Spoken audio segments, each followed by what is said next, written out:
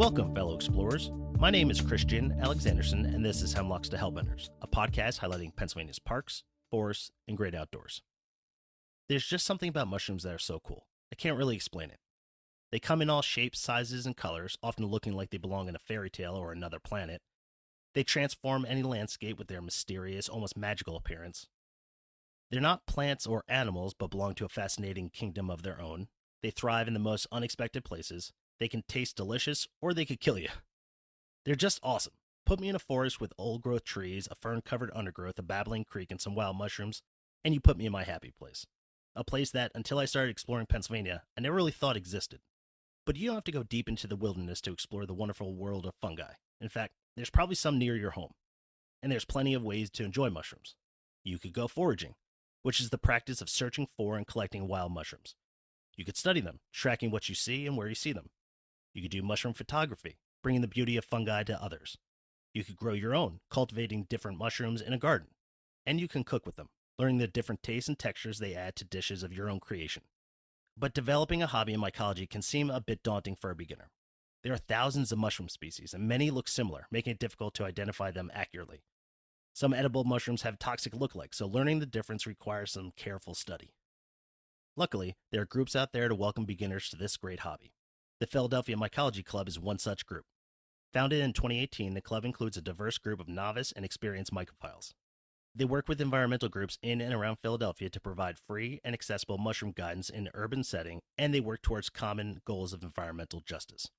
The nonprofit hosted 52 public events in 2023, including forays, guided walks, workshops, in-person and virtual lectures, social events, and trash cleanups. As citizen scientists, the Philly Mycology Club documented 390 species at 7 state and local parks. Their community documented 1,168 species across 7 counties on iNaturalist.org, making 19,302 observations. Man, that's a lot. The Philadelphia Mycology Club is doing a lot of good, and making mycology an accessible hobby for everyone, something I support wholeheartedly. I'm excited to welcome Sam Bucciarelli to the podcast. Sam is the president of the Philadelphia Mycology Club. Sam, thanks for joining the program. Yeah, I'm so happy to be here with you today. Can you tell me about the Philadelphia Mycology Club? I would love to. The Philadelphia Mycology Club is a registered 501c3 nonprofit. We are funded almost entirely through donations.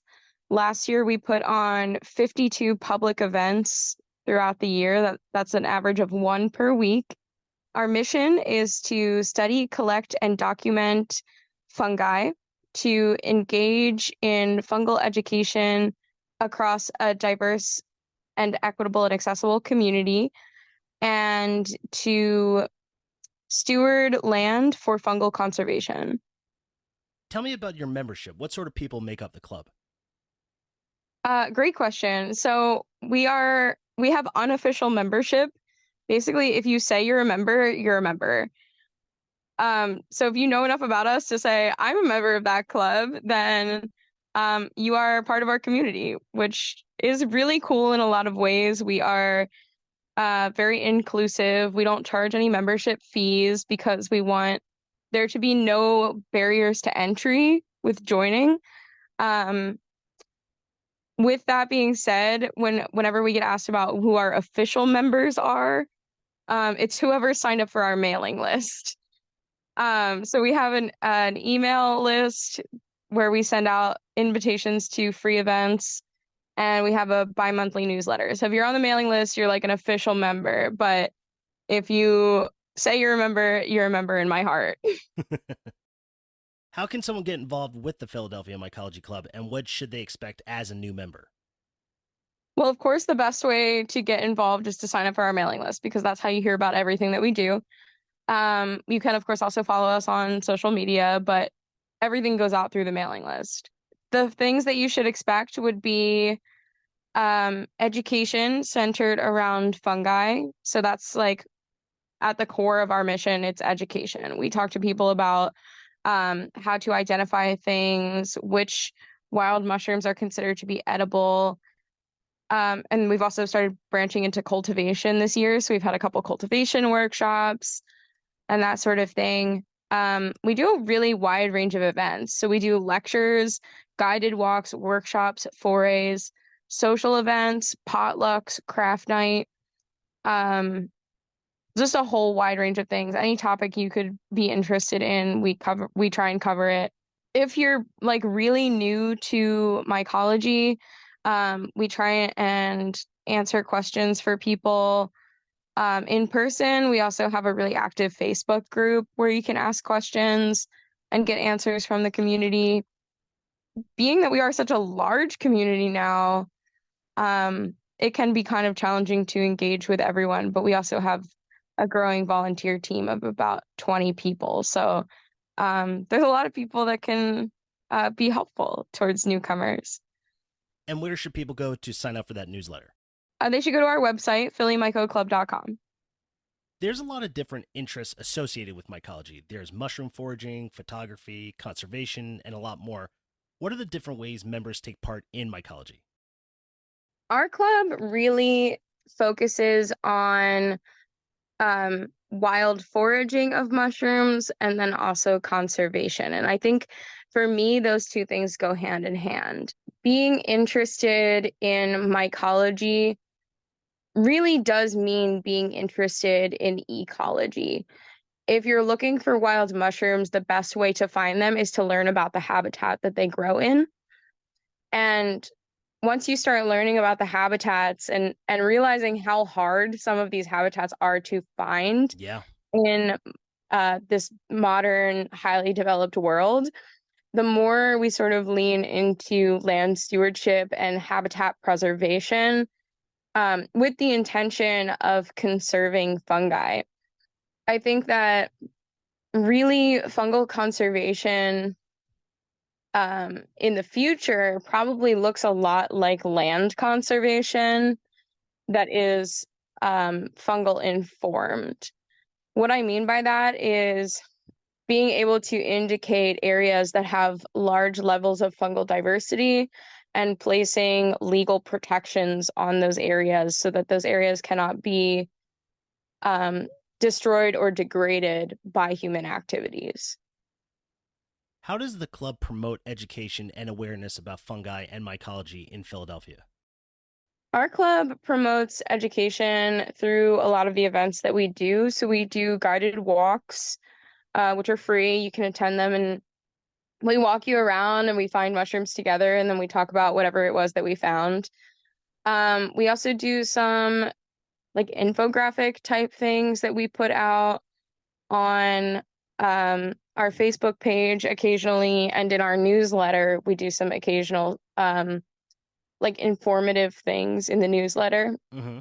Apart from that, we just had our biggest event of the year, our biggest event ever, which was a festival, a mushroom festival.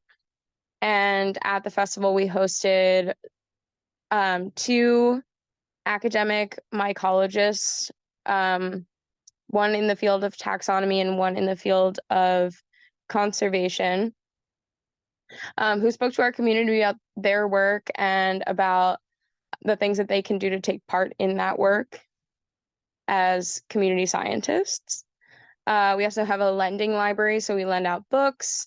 We have teaching materials, and aside from the two lectures that we had at the festival, we've also put on many different lectures throughout the year. I think I've now been to like 75% of the libraries in Philadelphia Oh, wow. to talk to their communities about various topics relating to mushrooms.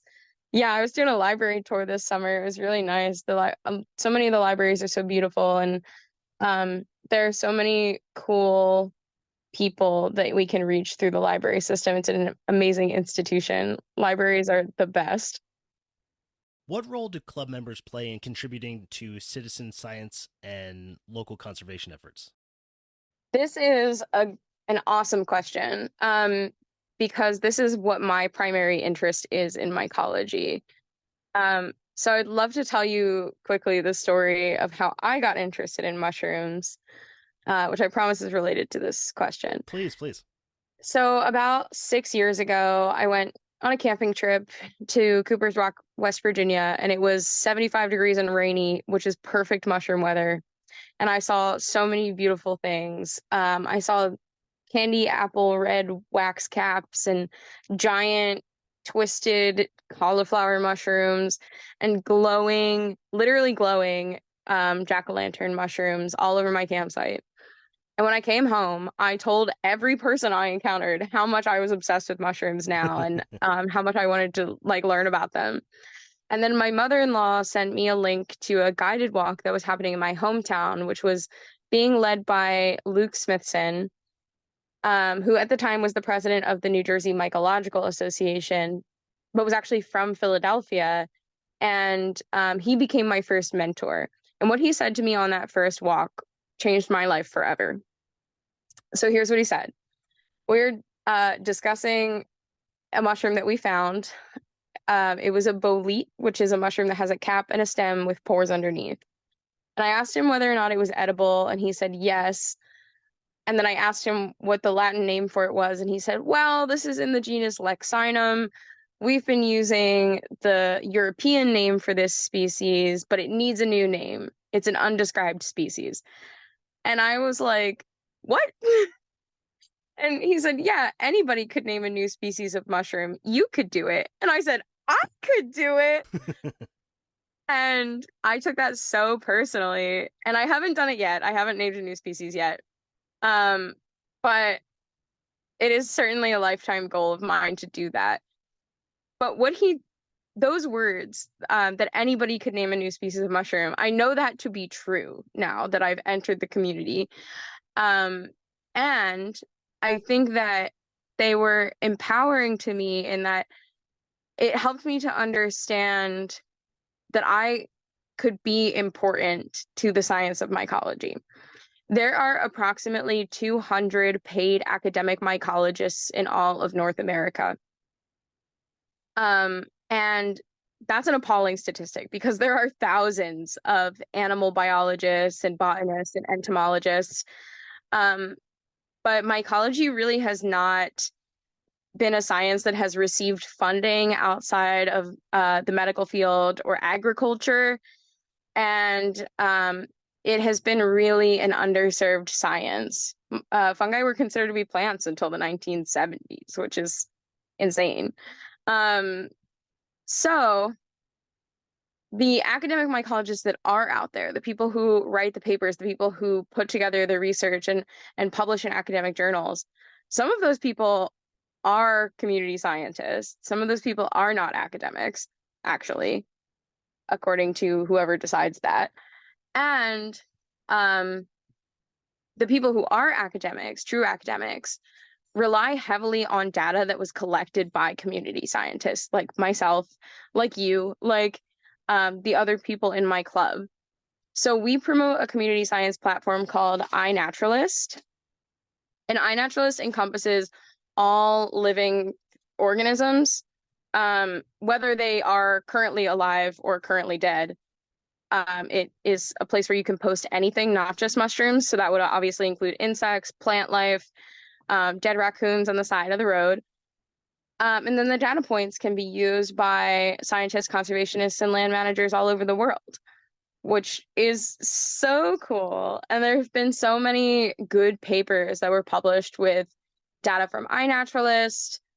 And then I love it also because it keeps a nice little nature journal for me. I get to see what I've found and compare the things that I've found to the things that other people have found and assess whether or not I think those things are rare, or whether or not I think they were just underobserved. Certainly some of the things I only have I have one observation of them. There's 5 observations of them worldwide, but they're everywhere because nobody's looking at a tiny little dot on a leaf. But anyway, community science is extremely important, not just like in the field of mycology, but in general. And I think that I'm really pleased to see that there's a huge movement for that across the board right now with birders, with plant biologists, botanists, and with animal biologists as well. Everybody's pushing for community science and for people to get involved in sort of a hands-on way with the conservation efforts that are being seen across the globe. What do you think is fueling that? I think that honestly, the pandemic kind of helped with that. I think that a lot of people were looking for something to do. And one of the things that was sort of easy and safe was to go out and take pictures of nature things. Um, and I think a lot of people thought it was fun. I like to compare using iNaturalist to using Pokemon Go. Um, I have this definite like gotta catch 'em all attitude about it. Like if there's a plant or a mushroom that I've never seen in my area before, like I have to put it up. I'm gonna go crazy if I don't. I have to know what it is. I have to make sure it's in my log. Gotta do it for the species count. And I think that a lot of people kind of have that same attitude. I think that it's also just really fun to do this sort of thing. And then I think the other thing that fuels this growing network of community scientists are would be like climate anxiety. I think that a lot of people my age and younger than me have a lot of anxiety about the future that we are anticipating, in which we are living through the sixth great extinction. Um, and I think that there's this idea that if we could just document that things were here before they're gone, then it will, feel like it mattered in some way. And that's kind of existential, but I do think that there is an aspect about that that is truthful. Unfortunately, I think that um, a lot of people want to sort of memorialize species that we may be losing in the next couple hundred years or so, like the beautiful illustrations of like the blue-footed boobies and the ivory-billed woodpeckers and things like that. I think that taking pictures of tiny little blue mushrooms or um, rare and endangered carnivorous plants, I think that has sort of the same sentiment behind it for some people. I also think that it's interesting that if you're interested in mycology, the hobby casts a wide net. Like you could just be into foraging, or you could just be into photography, or you could just be into kind of discovering new species. There's so many different things you can do with mushrooms that it just seems like so much fun and a great hobby to get into. Absolutely. I'm super interested in community science and conservation, but members of my volunteer team and members of my community are certainly interested in photography. I mean, I couldn't do what I do without relying on some of the better photographers in my group, in my close circle of friends. And then, of course, I mentioned that we're bringing cultivation to our club this year. And I certainly am not the person doing that, but I'm so glad to have a team of people that can take that on and who are competent and knowledgeable. Mushroom foraging can be an intimidating hobby to get into since it can be difficult to distinguish between safe and unsafe mushrooms. How would you recommend beginners get into the hobby? I would recommend that anybody who's going to be consuming wild mushrooms, first, I would recommend always 1000% of the time taking a picture of any mushroom that you are going to eat. Because if you eat it and then a few hours later you start to feel ill, your verbal description of what that mushroom looked like may not be helpful to someone who's trying to prevent your death. And so having a photograph, high quality photograph, can literally save your life. So that is an extremely important tip. Always have a photo of something that you're going to eat, of the exact specimen that you're going to eat. Yeah. And I would also recommend learning what the handful of species in our area that are toxic look like. There are three species of mushrooms in our area that will kill you dead, absolutely. And then there's like a small handful of things that are toxic and will make you pretty sick if you eat them. Most mushrooms fall into the category of inedible for reasons other than being toxic. Like maybe they taste bad, maybe they're tiny, maybe they're hard as a rock. It could be any of those things that make a mushroom inedible. So learning just the handful of species that are definitely toxic is not a huge undertaking. I would say that my next piece of advice would be to start with like normal, recommended, easy to identify mushrooms. Probably don't start with like, I don't know, Amanita jacksonii or something kind of obscure that a lot of people like to eat, but may have toxic lookalikes. There are really easy things to identify. Start with chicken of the woods. It's easy and it's everywhere. I would think going to one of your forays or one of the seminars or online talks would also be really helpful in learning what is and isn't a good idea to ingest. Oh, certainly. We have intro to mushrooms talks happening a handful of times a month, honestly. We have a few folks in our club now who are giving those talks usually at libraries or at arboretums, garden clubs, things like that. And we usually cover some of the basics of wild foraging for edible mushrooms in those talks. So that's a really good jumping off point to feel confident. As far as the forays and the guided walks go, those of course are going to be very seasonal. So we're always going to find different things. In July, we're going to find chanterelles at the foray, but in September, we're going to find chicken in the woods. And so it's always going to be different what we're finding. It's going to be exceptionally seasonal, but that will help to put things into perspective as far as like, oh, we were in an area that had a lot of oak trees today, and we did find a lot of chanterelles. It was the month of July. So you can sort of start to put together when the best time to look for certain species might be and what their habitats might be as well. So yeah, that's certainly a great way to learn is to follow to join a mushroom club and to be friendly with people who know more than you. There are several mushroom clubs in the state of Pennsylvania, not just mine, and we all have sort of our own like interests that we go after, but the Western Pennsylvania Mycological Club is awesome. We've got the Eastern Penn Mushroomers is great. Of course, there's my club. We're the Philadelphia Mycology Club, but we cover most of Southeast Pennsylvania. Um, and there may be a few other smaller clubs mixed in there as well.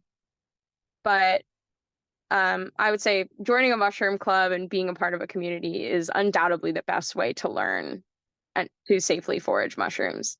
If you're looking to join a mushroom club and you are not nearby any of the clubs that I mentioned, there is an organization called the North American Mycological Association.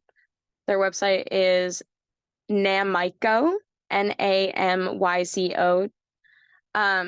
And they have a list of clubs across the United States for people to join. Are there any hard and fast rules about identifying mushrooms that are safe to ingest? There are not. So there are lots of like old wives' tales about putting a silver spoon in a pot or certain colors that mushrooms might turn, but none of that is factual. The only way to be 100% sure that the mushroom you are eating is edible is to know exactly which species of mushroom you're looking at. Now, for some of the genera of mushrooms have some rules that can be easily followed. For instance, the genus Lactarius is a relatively hard genus as far as identification goes down to the species level, but all species of Lactarius are considered to be edible as long as they do not taste bad. So some mycologists will do something called the spit test, in which you take a bite out of a mushroom, chew it up, and then spit it out.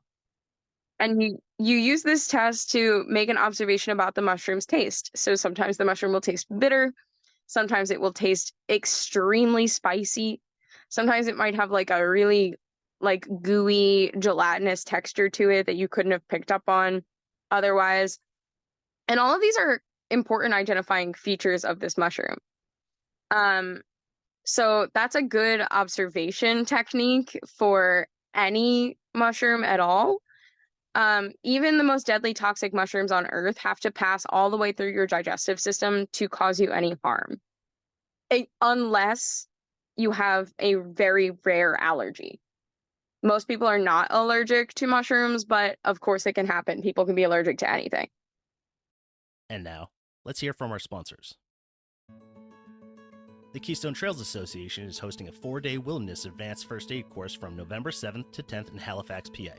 This class teaches essential life-saving skills, patient assessment, field care for injuries and illnesses, managing environmental conditions, and proper reporting for rescue assistance.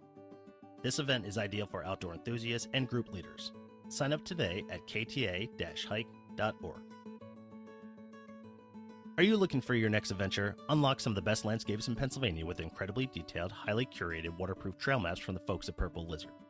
They create extraordinary maps of Pennsylvania's state forests for people who love to explore the outdoors.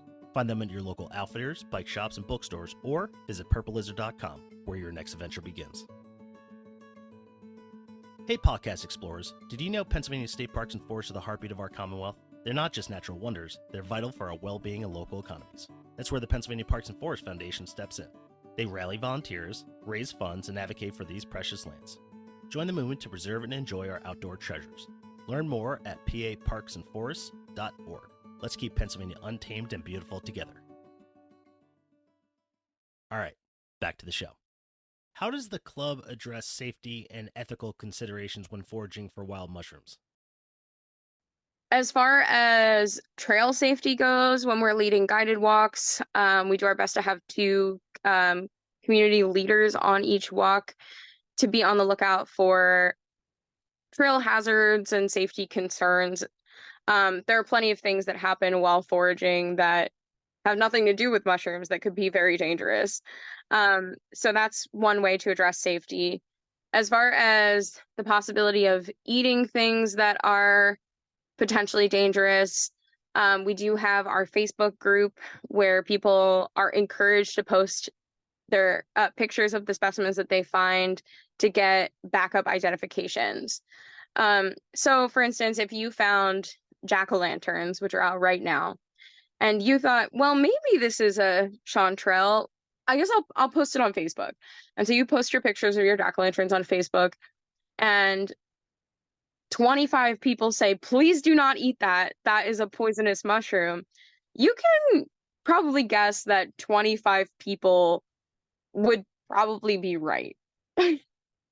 And then after a while of doing that, you'll get to know which people are like definitely right, and then which people are like probably right. So I do really recommend posting things to a Facebook group. Any Facebook group for mushrooms that is local to any given area is going to be really good and have high levels of engagement, and usually has a lot of nice people on the admin team. Like all parts of Facebook, mushroom Facebook can be a little combative at times, but usually you see that in some of like the bigger groups. If you're posting locally, usually your local people are too worried about running into you at the grocery store to be mean. Oh, and then so other types of concerns, ethical concerns. That is definitely an issue that has come up for my club in a few different ways. So first, I will say that collecting of any kind, including foraging, is not permitted on any public lands within the Philadelphia city limits. So it is not permitted for us to harvest mushrooms or plant material or fish or frogs or anything else from the parks in Philadelphia for any reason without special permissions, which are apparently hard to obtain. Foraging for wild mushrooms, as well as certain types of plant material, is permitted in all of the Pennsylvania state parks for personal use. What personal use means is up to a ranger that stops you, but generally it's considered to be whatever a ranger judges you could eat between yourself and your family before it would go bad. So commercial foraging is not permitted in state parks. Again, up to the judgment of the rangers. And that would include mushrooms, berries, seeds, reproductive plant material.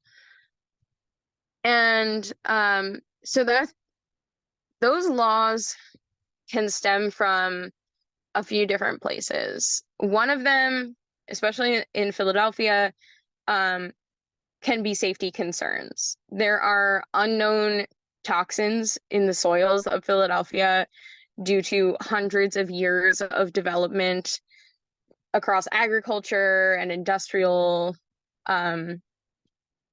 revolutions in Southeast Pennsylvania. And so in some areas, mushrooms may not be safe to consume.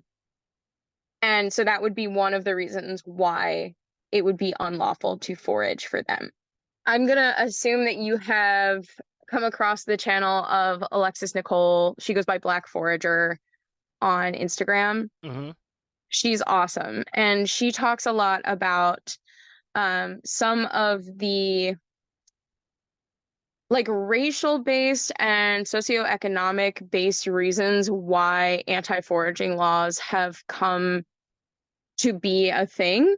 And some of the reasons why that may be would be to prevent groups of people, particularly people of color and other people in traditionally underserved communities, to not be able to support themselves and to rely heavily on systems of oppression.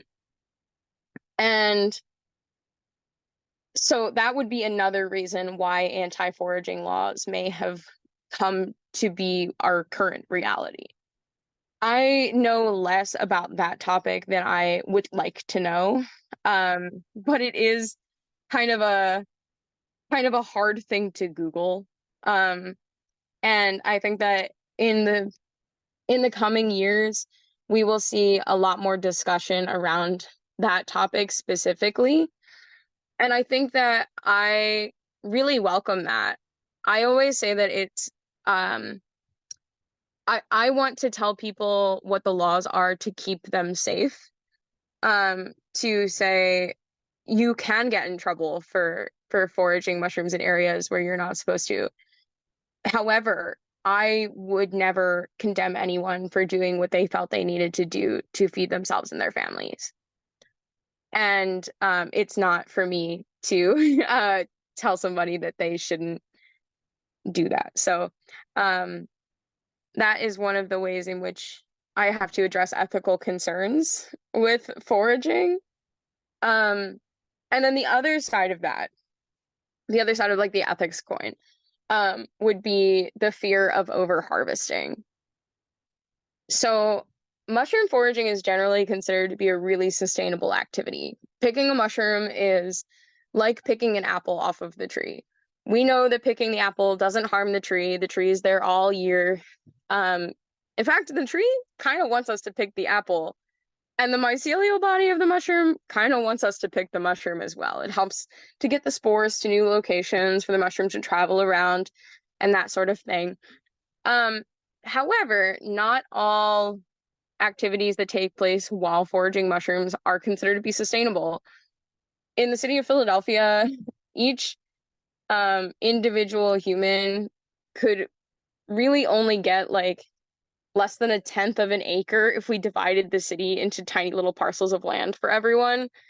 And that means that there is not enough habitat for all of us to do whatever we want in the forests. We can't really feel good about being far off the trail, and there's the possibility to really cause harm to some of the habitats in which these fungi grow, and the other things that live there. So if we're off the trail and we're looking for something that grows in, say, a swampy area, there's a really good chance that we're stepping on like baby salamanders, or if we're climbing down a hillside to pick some chanterelles, if we fall down the hillside, we may have scraped off 25 years worth of moss from this hillside. And that can be extremely detrimental in a city this large. This habitat is already so degraded, and there's so little of it compared to how many people there are in this city, that some of those laws for against foraging are in some ways intended to protect habitat, even if the people who wrote them didn't quite understand that picking mushrooms was sustainable. If you know what I mean by that. What kind of fungi biodiversity do state parks and forests near Philadelphia have? That's a great question, and it varies really widely by park. Oh, really? Okay. Yeah, some of our nearby parks are incredible places for biodiversity. Southeast Pennsylvania is wedged in a really interesting place as like geologically. Um, so we're in the Piedmont region, and we're wedged in between the coastal plain and the foothills of the Appalachian Mountains. And because of that, we have really high levels of um, plant diversity because we have lots of different rock types. So then we get lots of different plants. And from there, we get lots of different fungi. However, because this area has been developed since the 1600s, um, we have seen lots of habitat degradation in our parks. And the difference between habitat loss and habitat degradation would be that habitat loss might mean it used to be a forest and now it's a parking lot. But habitat degradation means it's still a forest, but it's now 50% invasive species, or it's still a forest, but it is now polluted, covered in trash. DuPont came and dumped a truckload full of experimental plastic compounds into the soil. So that's what I mean by habitat degradation. And I won't go as far as to say which parks have been adulterated by human activity, but yeah, some of the parks are definitely higher quality habitat for fungi than others. With that said, within an hour of Philadelphia, we get the start of Appalachia, and we also get the coastal plain. And so we have an incredible amount of biodiversity here. In Southeast Pennsylvania, we see things that associate with pines, we see things that associate with oaks. We find rare decomposers, things that are entomopathogens, so they're parasitic on insects. We have a wide variety of colorful things and an extreme amount of big, beautiful, choice edible mushrooms as well. So huge levels of biodiversity here. There was just a new species of Leucoagaricus discovered in the Lehigh Valley by my friend Will. And that has yet to be named. It was discovered within the last year. And so that's super exciting. That's really exciting. I mean, just the fact that you can contribute to science by doing something you enjoy is awesome. Yeah, absolutely. What are some of the most interesting or rare fungi that members have discovered?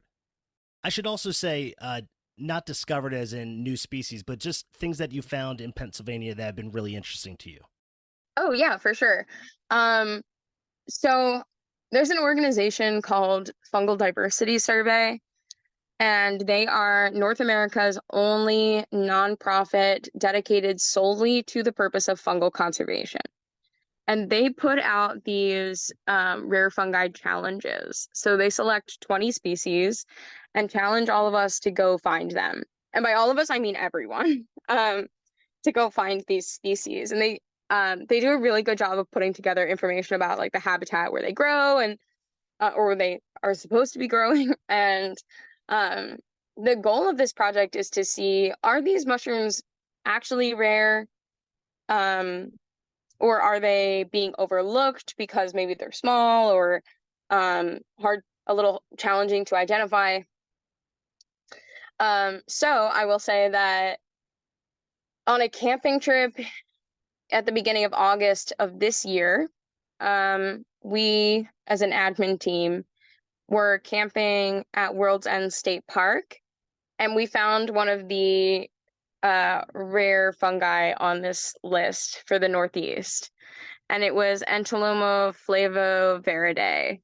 And it's a tiny, very tiny, it was so tiny, tiny little yellow, kind of fibrous mushroom that in this case was growing out from a like between the roots of a hemlock where the soil had eroded away.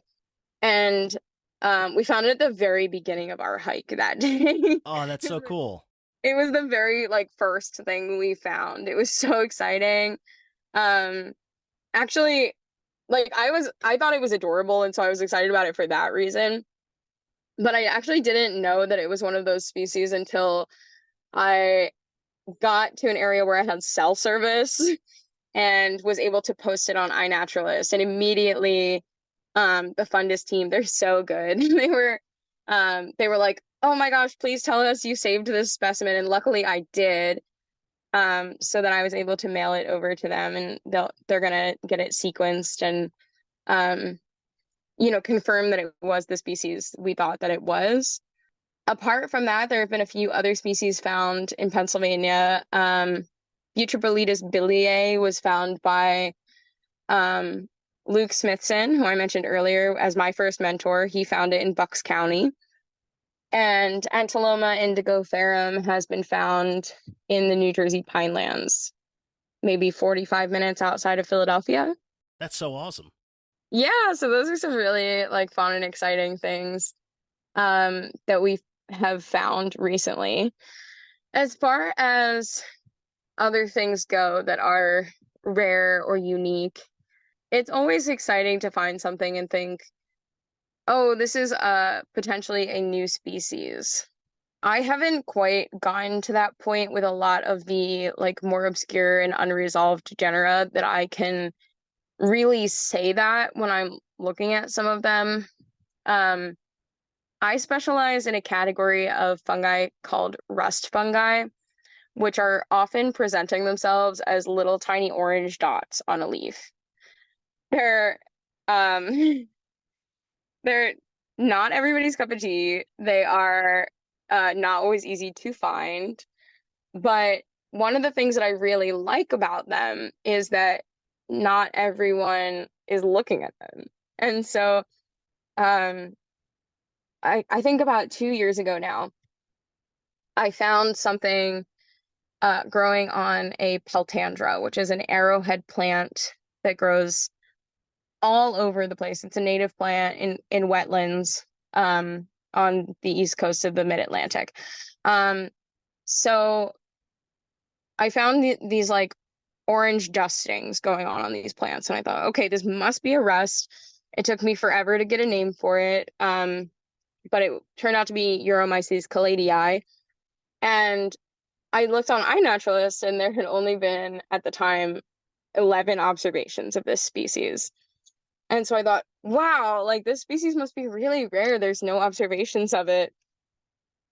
But sure enough, I proceeded to find this species on every single patch of Peltandra that I have looked at since that day. It is everywhere. And I find that a lot of the things that I really like to look at are that way. They are extremely present in our ecosystems. They're not rare at all, but they are really under observed and sort of outside of what would be an average person's perception for the life forms in our ecosystems. And I think personally that that kind of thing is just as cool. Do you have a favorite mushroom or fungi? I am going to quote one of the greatest contemporary mycologists. Her name is Arlene Bassett, and she said this at her talk last summer at NAMA. She was asked what her favorite fungus is, and she said, whichever mushroom is in my hand. I thought that was brilliant because it's really hard to choose when there are so many beautiful and important species to love out there. The club's website has a resource page that provides information on mushrooms. What can people learn by watching videos on that page? Great question. We have a couple intro to mushrooms talks that have been recorded and put up on that page. There's some resources about fungal ecology. There's some resources about how to cook wild mushrooms, how to safely forage. There's some digital downloads for some of the larger and more expensive books, a little bit about some of our favorite field guides. Some good resource groups for on Facebook are also listed on that page. There's a lot of good resources on that page. All the way at the bottom, there's a list of resources that was compiled by Fungal Diversity Survey, and they have some even more in-depth resources there as well. Are there any specific challenges or misconceptions about fungi that the club works to overcome? I think one of the big things that we worked to overcome in the early years was the misconception that people who were interested in wild mushrooms would only be interested in foraging.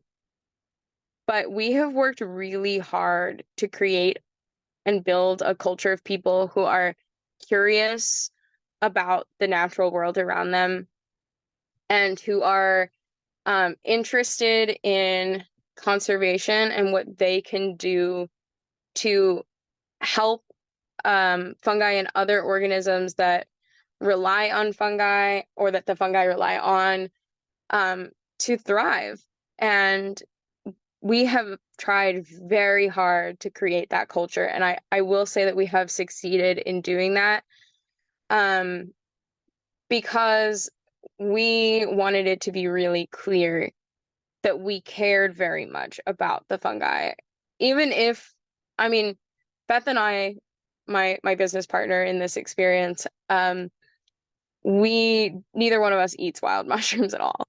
We're not foragers. We're really interested in biodiversity. And so we have felt that way the whole time. That was what was truly the most important thing. And even though a lot of people arrive at the Philadelphia Mycology Club with the intention of learning how to forage, we want to teach people that if that's what they want to learn, but we also want to teach the love and the respect and the reverence for nature. And I think that we have succeeded very well in doing that. Looking to the future, what are the club's goals or plans for the coming years? We are interested in partnering more with Philadelphia Public Schools in 2025. This year, I did a handful of school programs. So I did a lot of kids programs at libraries. And I think that getting in touch with kids is a really good way to secure a future where people continue to care about fungal diversity.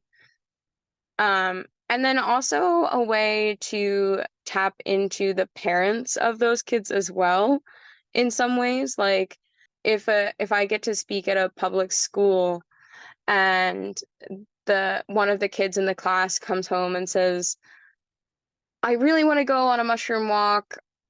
I learned a little bit about wild mushrooms today, and I think we could learn to do this together.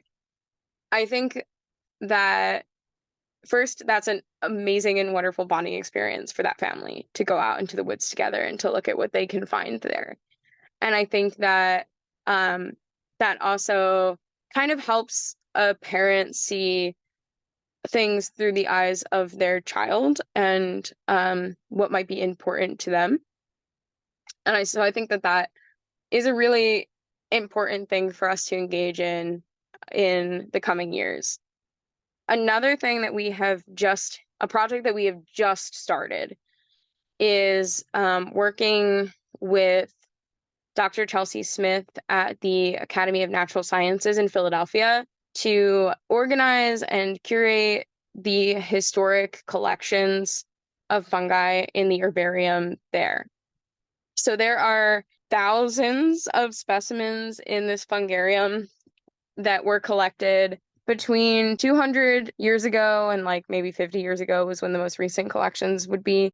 We have just begun working with her and the Academy to look through those collections and sort of get some data off of what type of species are in the collection, where they were collected, who collected them, that sort of thing, and get all of that information into a website called MycoPortal. And what the goal of that project would be to make the data from that collection accessible to academic mycologists all over the world who might be interested in species that were named in Pennsylvania by Louis von Schweinitz, who is the father of American mycology, as he's called, and but also to help compare what was growing in Pennsylvania 200 years ago to what is growing here today. So we can narrow down some of the collections to say, okay, there were 6,000 specimens collected in Pennsylvania. That might be, 4,000 species. And we currently only observe in modern day 3,000 species here. So then we can say, okay, we now know 1,000 species have been extirpated or have gone extinct in this time period. And that would be the job of our state mycologist, Hannah Huber. I work closely with Hannah to provide her with data about what my organization is finding at any given time, and also to ask her for help with various things like communicating with DCNR staff when we have our events, or making sure that we have the correct permitting for gathering and performing research in the state parks. So she has a really important job. She's awesome. She's so knowledgeable. She's been working with Fundus for a long time. Yeah, so we've sort of started that project at the Academy with her guidance and with the goals to help her with her conservation work. You have to be so excited. That sounds like such two great plans moving ahead. Yeah, absolutely. I'm really like grateful to have had both the community support from the 5,000 or so people in our network who come to our events and read our emails and send us donations and give us their support, and really so grateful for the team of, I don't know, 20 volunteers that I have and I work with who engage with that community and who help with work on these incredible projects that my organization has been able to start and get off the ground in various ways. I'm so grateful to all of them. I could not be doing this work without them. That's awesome. Where can listeners go to learn more about the club?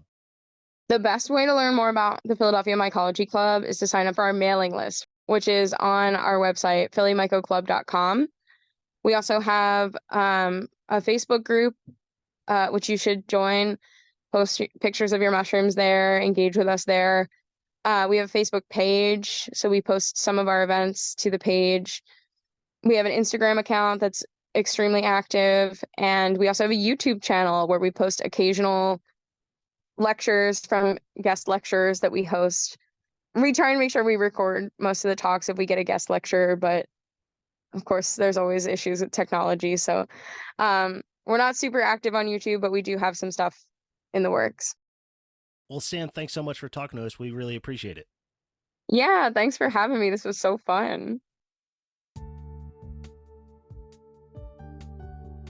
I want to thank my guest Sam Bucciarelli for joining the podcast. Be sure to follow us on Instagram and Meta for more information about upcoming episodes. You can support the podcast by buying merch at hemlockstohellbenders.com, or you can click support this show in the podcast description to provide a monthly donation. If you're a Pennsylvania business interested in advertising with the podcast, email us at hemlockstohellbenders@gmail.com. This has been Hemlocks to Hellbenders. I'll see you out there.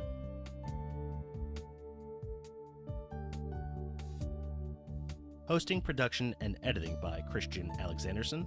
Music by John Sauer. Graphics by Matt Davis.